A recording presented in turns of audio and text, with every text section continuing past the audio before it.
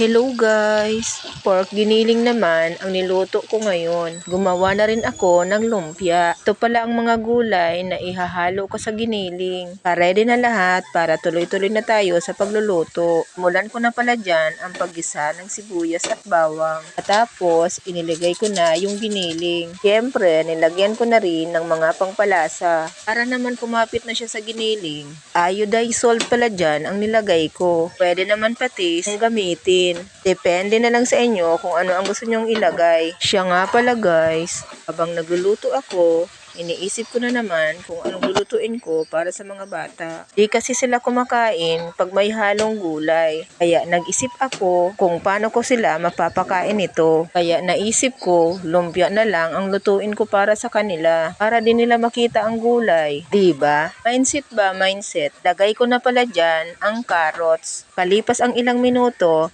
nilagay ko na rin ang sayote. Sinunod ko na ang patatas. Hinalo ko na siya ng mabuti. Kung medyo luto na ang gulay, nilagay ko na ang tomato sauce. O diba, ang bilis ko lang magluto. Siyempre, nakaready na lahat ang gagamitin ko eh. Makalipas pa ang ilang minuto, tinikman ko na ang carrots at patatas. Nang luto na, inilagay ko na yung beans. Nilagyan ko rin pala yan ng bell pepper. Saka ko na tinikman kung ano pa ang kulang.